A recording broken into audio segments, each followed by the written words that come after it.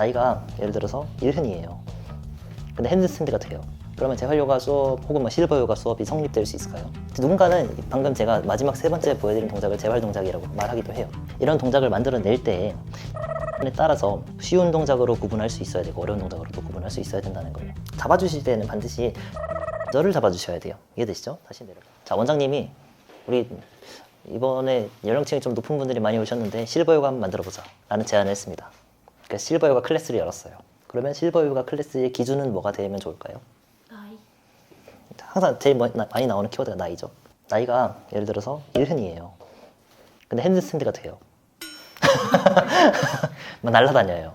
이분이 여기 들어갔어요. 그러면 어떻게 될까요? 다 1흔인 분들이 동갑인 분들이 한 10명이 왔다 가정해 봅시다. 근데 그분 중에 반은 고수예요. 반은 초보예요. 그러면 재활요가 수업 혹은 실버 요가 수업이 성립될 수 있을까요? 좀 많이 어려워지죠. 이러면은 이제 논리가 어긋나기 시작하는 거예요. 그럼 나이는 기준점이 될 수 없다. 제가 세 가지 동작을 보여드릴게요. 제가 그냥 보여드릴 테니까 그냥 느낌상 이게 재활 동작 같다. 이건 일반 동작 같다. 아니면 뭐 선수 동작 같다. 그냥 한번 볼게요. 자.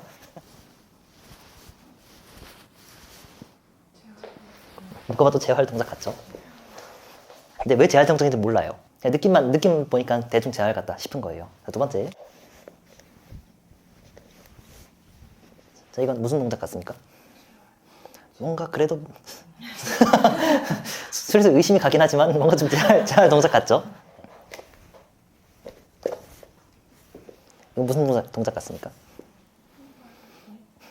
일반과 선수 사이.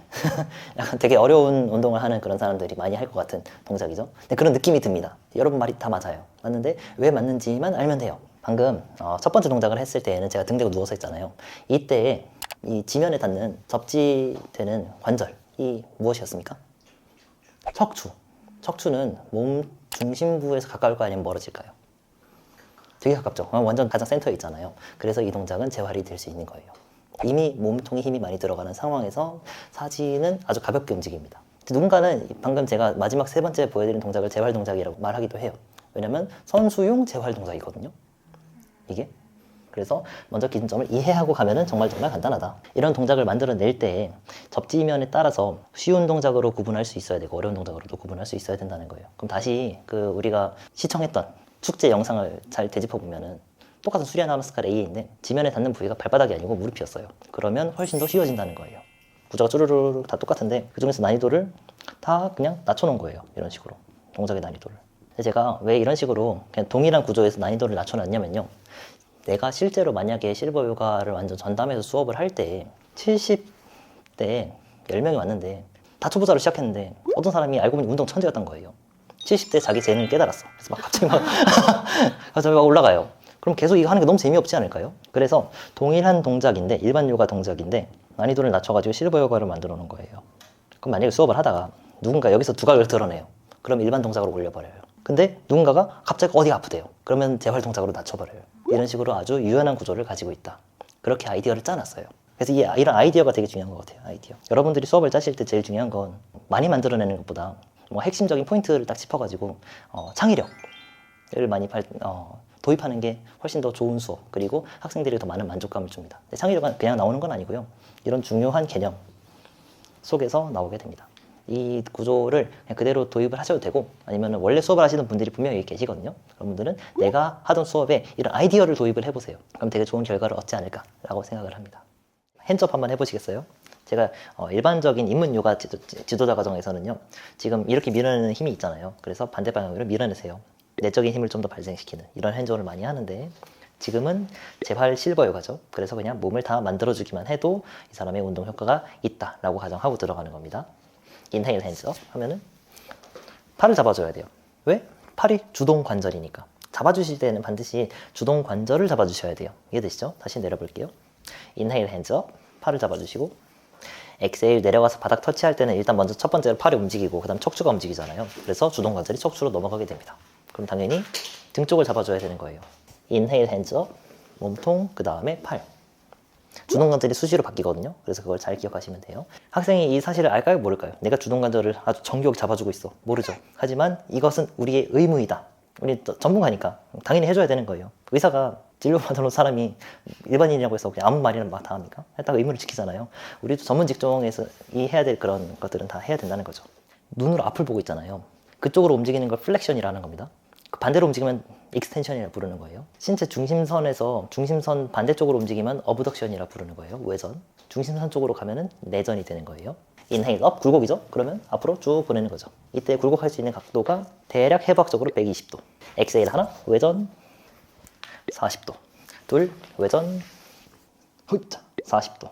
셋, 신전 20도. 근데 신전은 이걸 시상면이라 부르는 것인데 이 시상면 상에서 움직이거든요. 그래서 저는 좀 더 디테일하게 알려드려요. 물론 잘 모르겠지만 여기에서 바로 뒤로 가는 게 아니고 그냥 아래로 떨궜다가 다시 뒤로 보내줘요. 왜? 이건 시상면에서의 움직임이니까. 가능하다면은 다리도 더 위로 올려주시고 골반을 위로 올리는 거죠. 골반 위로 올리는 건 선택입니다. 근데 왜 선택이라고 알려드리냐면 우리는 다 일반 요가 듣잖아요. 그래서 이게 쉬워요. 그런데 일반적인 재활에서는 구르기라는 게 있거든요. 구르기는 뭐 이렇게 굴른다는 거예요. 그때 몸통을 가로 방향으로 가로지르는 근육이 활성화돼요. 그래서 이런 자세를 그냥 골반을 아래로 내린 상태에서 수행하기만 해도 사실 재활이 돼요. 왜? 재활에 구르기라는 게 포함이 되어 있으니까. 그래서 크게 신경 안 써도 되는 거예요.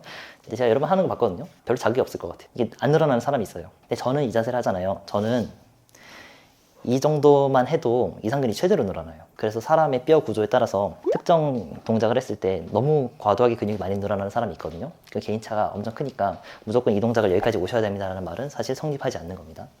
꼭 주의를 해주셔야 돼요.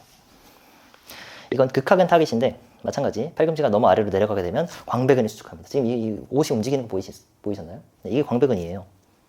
이렇게 수축을 한다는 거예요. 근데 우리는 이 근육을 타깃으로 하는 게 아니니까 팔꿈치가 이 선에서 살짝만 위로 올라오게 합니다. 그 다음 외회전을 할 거니까 회전하기 위한 축을 정확하게 고정을 시켜줘야 돼요. 그 다음 그 축을 유지한 상태에서 그대로 돌려주면은 극하근 타깃의 재활 운동이 완성이 됩니다. 이걸 스스로 하기 되게 어렵거든요. 선생님이 헬스장 머신이 되는 거예요. 그래서 운동을 잘 시켜주시면 돼요. 이때에는 여기를 눌러주는 게 그렇게 효율적이지가 않아요. 그래서 ASIS를 수직으로 눌러줄 때도 여러분 눌러주는 기준이 우리가 오늘 배웠을 때 관절을 수직에 놓는 것들을 엄청 많이 배웠죠. 내가 눌러줄 때도 마찬가지. 여기 관절 수직으로 눌러줘야 돼요. 항상 이러고 있어요. 이러면 어깨 아파요, 여러분. 잡아주는 사람이.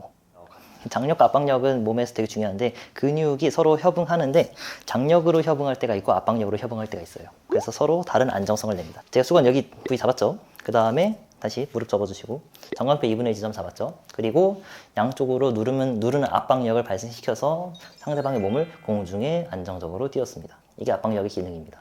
그 말은 몸에서 내가 능동적인 근육의 힘에 의해 압박력이 생긴다면요, 내 몸은 공중에 있는 상태에서도 흔들리지 않게 된다는 거예요.